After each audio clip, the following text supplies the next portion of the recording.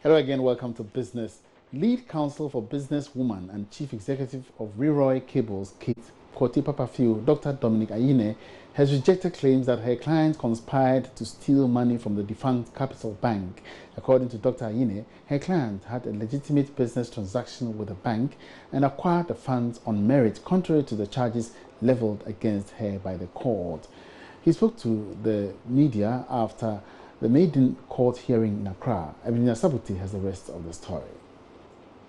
It filed a suit against the owner of the defunct Capital Bank, businesswoman Kate Papafio, and two others due to their involvement in the disbursement of funds allocated by the Bank of Ghana to be used as liquidity support for Capital Bank. The charge, which includes conspiracy to steal, stealing, and money laundering, among others, have been dismissed by the defense counsels for the accused persons, claiming the funds were not misused as being alleged by the state. Here's Lead Counsel Dominic Ayine. And the liquidity support is described in the facts grounding the charges as if it still remained the property of the Bank of Ghana. But we all know that liquidity support granted to a bank is more or less a loan with interest that is to be paid for by the bank. And therefore, we took the view that once the money was transferred to the bank, and the bank disbursed it in accordance with its own internal procedures, it was a legitimate banking transaction that the bank engaged in. The Ghana Chamber of Commerce and Industry has signed a cooperation agreement with the International Finance Corporation aimed at promoting good corporate governance practices within the business community. President of the Chamber, Dr. Nana P.J. Dankawoso I, attributes the collapse of most small and medium-scale businesses to bad corporate governance practices. According to him, the cooperation agreement seeks to further extend the lifespan of SMEs in the country. Charles IT has more in this report. Bad corporate governance practices have caused the fall of many SMEs in Ghana.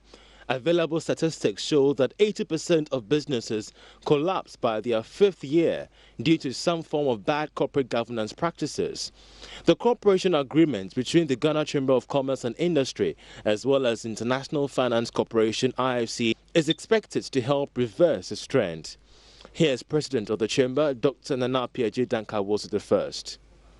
If for nothing, we have started already, and this is to show.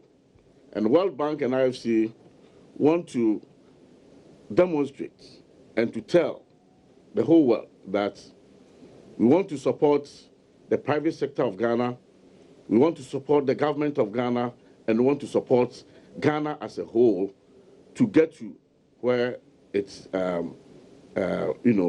wants to get to, because once you improve on corporate governance, the result is clear.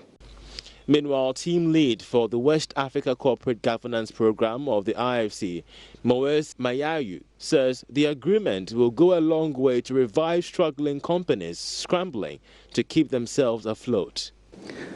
Corporate governance is about sustaining good practices and giving away weaker ones. It's about improving performance while properly addressing risks. It's about stronger responsibility, greater accountability, and deeper stakeholder engagement. And I know that stakeholder engagement is one of the key areas that SMEs and companies and organizations care about in a country like Ghana. Even SMEs, entities that form the backbone of the economy in a country like Ghana, need better corporate governance practice. The cleanup of Ghana's banking sector was largely a case of bad corporate governance practices.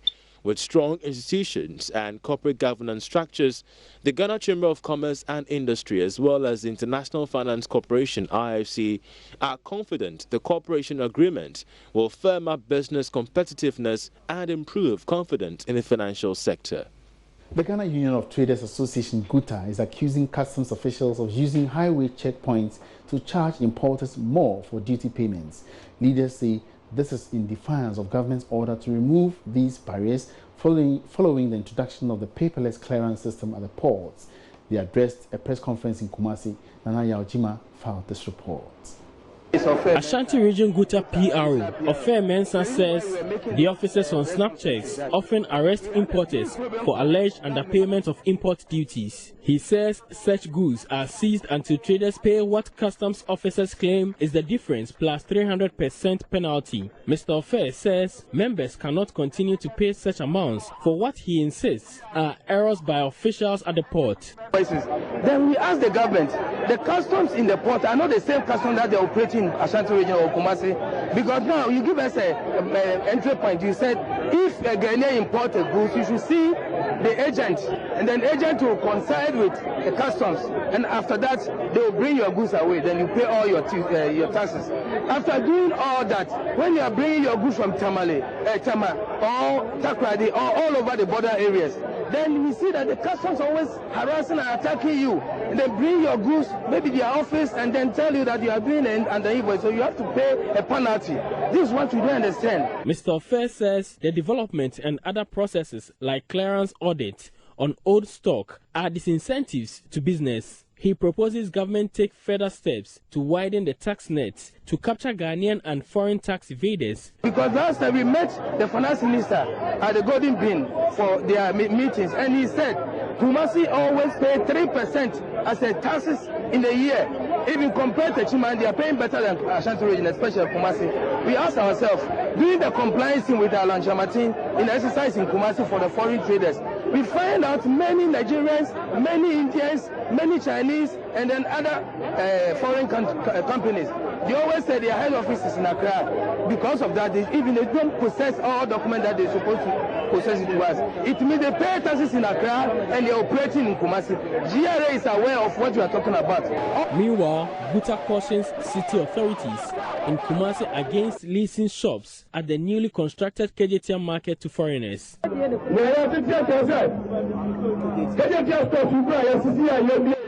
We are learning that foreigners are buying shops at KJTM.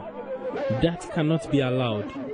We will take the necessary action against any foreigner we see in the market when it is opened for trade.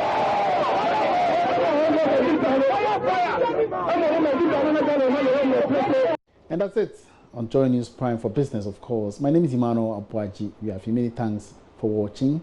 Have a good evening.